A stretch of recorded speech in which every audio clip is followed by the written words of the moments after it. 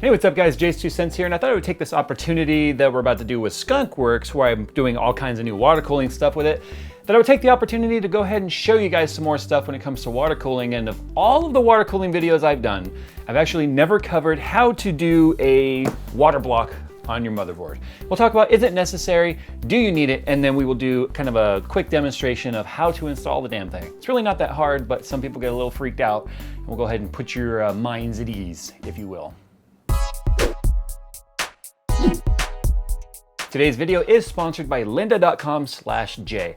Now, if you guys knew me on a personal level, or you ask anyone who knows me closely like Coconut Monkey, I am a nerd when it comes to knowledge, and I love to do self-learning and research, and that's why lynda.com is an amazing site to go and check out. You can learn about pretty much anything you want by leading experts in the industry. If you guys want to know more about computer building or computer programming or 3D printing, automotive repair, you guys can learn pretty much anything you want at lynda.com. Now at the end of this video, head on over there, lynda.com/Jay, and check out the many thousands of videos that they have that you can use for self-learning, and even more tutorials and written articles that you can learn on just about anything you want. Like I said, some of the things I like to check out up there since I got my account with lynda.com is things like automotive repair, photography, videography, and things like that. I'm trying to step up my game, and lynda.com can help you do that. So right now, open another tab in your browser that you're watching this on and go to lynda.com/Jay, lynda.com/Jay, and get your free trial started today, where you can start learning about anything you want. That's the coolest thing about it. I mean, how could you not love a site where you can learn anything you want about any subject from experts? Anyway, open another tab and do it now. Just don't leave this video. You still want to watch this one, trust me. So anyway, first thing I'm gonna do here is I'm just gonna go ahead and take this motherboard out. Should have probably done that in preparation for the video, huh? Hindsight, I guess. Also too, if you're wondering what this is on my wrist, this is actually an Adidas activity tracker. I'll be doing a review on this. I just started it up and we're using it for the first time. It's not an anti-static. Now, you guys might want to use an anti-static environment when you do this. I have personally never used an anti-static strap in any computer I've ever built. Now, some people would say, Jay, you're stupid for doing that. That's okay. So I'm going to tell you right now that recommended you use an anti-static strap, especially if you're sitting on carpet or something like that, but I personally don't, so that's up to you. Now anyway, what we're going to be doing here with this block is we're going to be removing this heatsink and this heatsink right here, which is actually, all of these are connected via a heat pipe. You can see the heat pipe right here. There's nothing actually under here being cooled. It's just right there, and this is additional surface area being used by the heat pipe. So when we take this off, some folks were concerned that there was going to be too much orange with, you know, the orange fluid and then the orange RAM and all, and this, but this is coming off. We're going to lose this orange here. We're really in that up there, where we're only going to really retain the orange on the slots. Otherwise, everything else is going to be pretty much black. Now, it would also be recommended that you make sure this motherboard works before you do this. Now, Gigabyte has already tested this motherboard for me. I'm going to take their word for it, just simply for the sake of time. So do a component test, put in your CPU, put in some RAM, put in a motherboard, hook up your power supply, and then see if it posts and gives you, an error that there's no hard drive. If it does, then you're good to go. Anyway, the other thing we're going to do too is we are going to look at the back of the motherboard and get familiar with what tools we're going to need to remove the heat sinks. Now on this one here, you can see they are sprung Phillips screws right here, right here, right here, right here, and on the back of the VRM, which has a little support plate on there. So all we're going to need for these is a Phillips head screwdriver. I've got my multi-tool, which you guys have seen tons and tons of times. Actually, it's not a multi-tool. Everyone gets mad calling me a multi-tool. It's like a 5-in-1. Fine, whatever.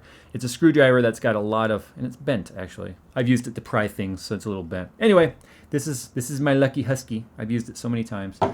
Once you are familiar with all of that, then we are going to check the contents of the block, and we also want to get familiar with the instructions prior to actually starting the work. Now, I know that sounds very unmanly-like. What do you mean, check the instructions, Jay? We're men. Rah, rah, rah. As Tim the Toolman Taylor would say, we don't need instructions. We don't need directions.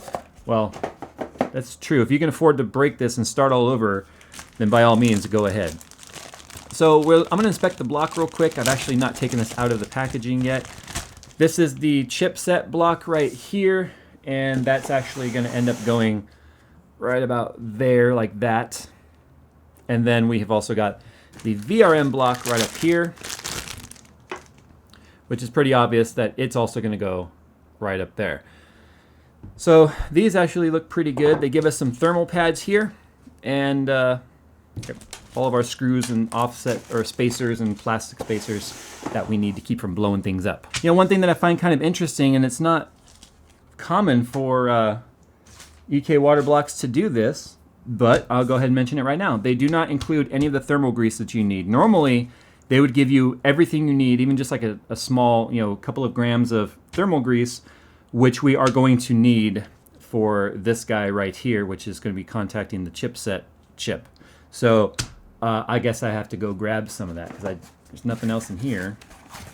Nope, they did not give us any grease. That's strange. All right, I'll be right back.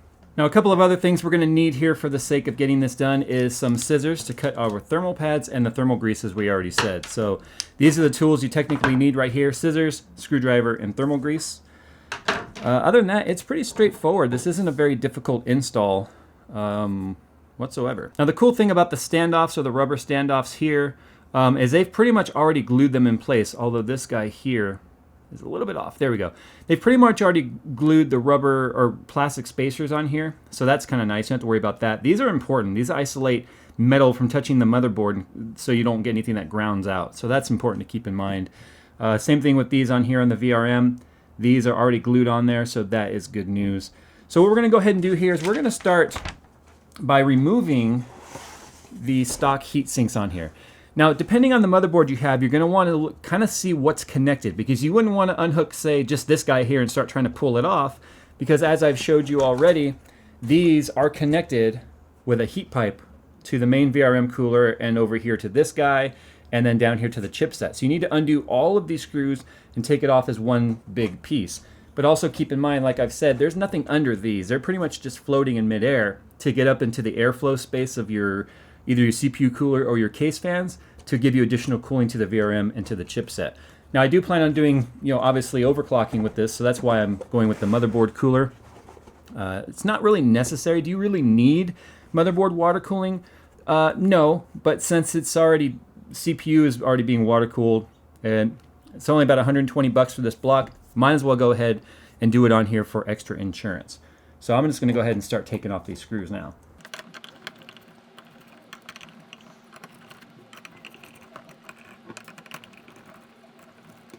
You're also going to want to take off any rubber spacers that are on here for the stock heat sinks, because those can add thickness, which would make our block not make contact properly. So make sure you're only using the hardware that is supplied with the EK block.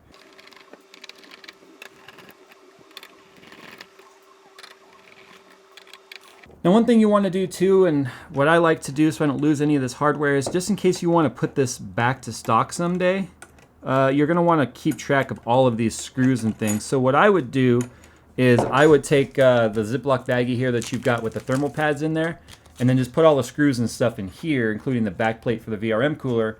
That way you don't lose any of this as I drop it all over the place. Do as I say, not as I do. God, it's like Jay became your dad. That's a scary thought, don't you think? If Jay was your dad, that's terrifying. All right, now that it's all unscrewed, be careful when you pick it up, because literally the cooler might just pop right off, and I can already feel it's very, very loose.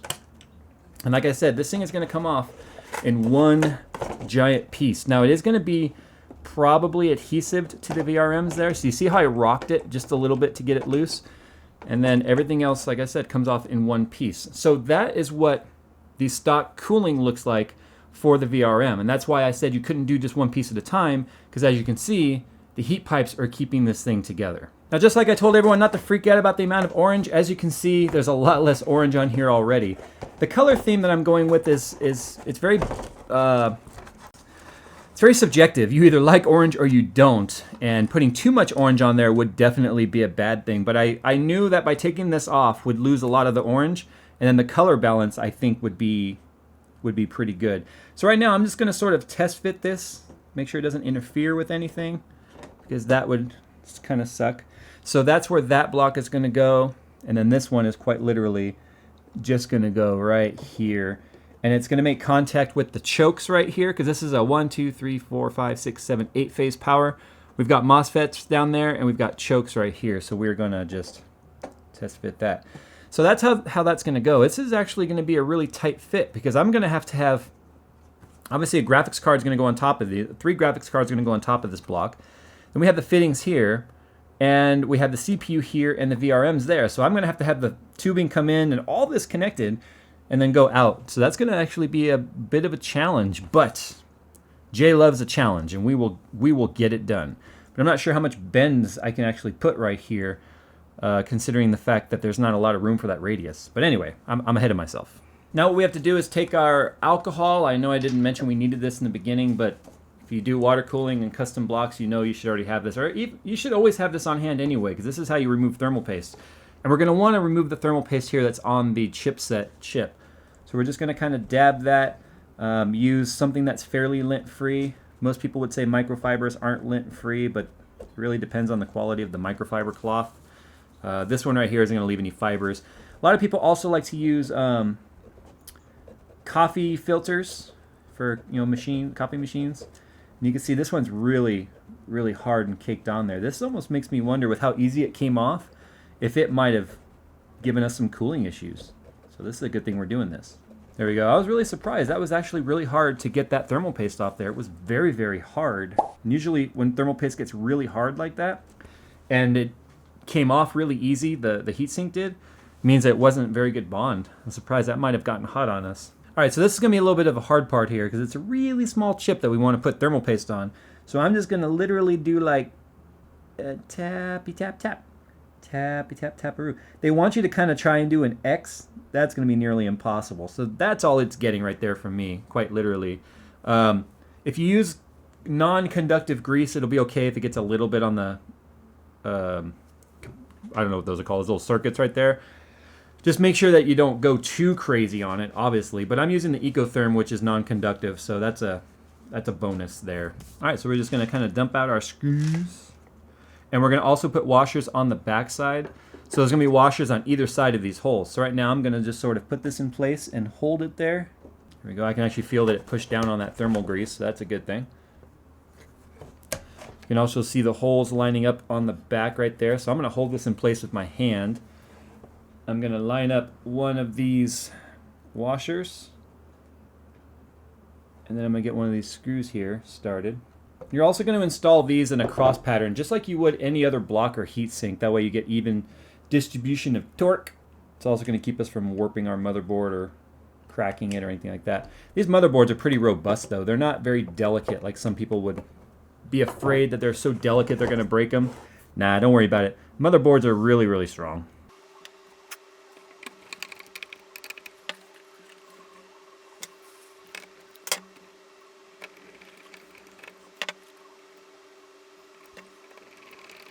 All right, just make sure you don't over tighten it. Just go until you've got some resistance, and then like maybe a half turn past that. You can strip these threads. They're very, very small. You don't want to do that. But there is our chipset block. I'm gonna use just a little bit of alcohol here to clean the top here where I was touching it with my dirty fingers. Don't ask me where they've been. That is none of your beeswax. The cool thing about alcohol is it evaporates really, really fast. So there's that one right there.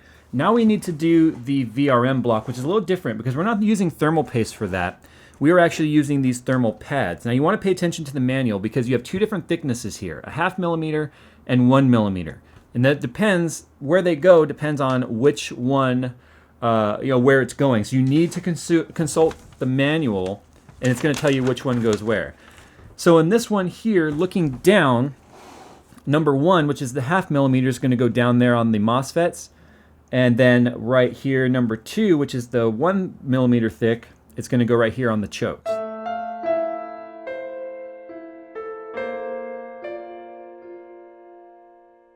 Okay, so this really sucks. And I'm going to go ahead and continue this video anyway because you guys know that I've always continued to keep my screw-ups in these videos because I do it with the hopes that my screw-up will help someone else. So there are 2 versions of this block, the EKFB Kit GAX99 and then the GAX99 SOC Champion. So this one's slightly different than the SOC Force, which means right now this block does not fit up here on where the VRMs are because of the fact that it is narrower. The holes don't line up. So I'm assuming the only thing that's different in the upgraded kit is this guy right here, and that really sucks. So anyway, to keep the installation, you know, at least the tutorial going, so that you guys could finish with the idea of how this works, is you would take your thermal pads, basically line them up where they would go, and then you would cut them with your scissors into size, and then you would apply them to the underside here of the block, you know, basically where they go. The other thing you could do is you could just cut it down to where it fits the under part of the block here without hanging off. And then you would apply it and screw it down the same way I did here with the chipset block. And then you would end up having, you know, your water-cooled motherboard where your VRMs and power delivery is water-cooled, and that's a big deal because especially as you overclock, these things go under a lot of stress. And then your chipset is nice and cool as well, which can also introduce, you know, some instability with temperatures on your motherboard temps, because these parts are just passively cooled. That's pretty much it for this one. Well, that sucks, but oh well, you know, it happens. It's really easy when you're ordering all these parts to miss something minor, because they showed a picture of the SoC Force, which looks very similar, except for it has 8 DIMM slots instead of 4. And it's really easy to mess up by not paying attention, but it is what it is. So anyway, guys, I hope this video has helped you in some way. Maybe it made you laugh. If it made you laugh, then click the like button. I'm always going to keep my mistakes in these videos because it keeps things as real as possible, and that's what I'm all about. I'm all about the reals, being the real. All right, guys, see you in the next one. Thanks for watching, and like I said, click like just out of pity. All right, catch you later.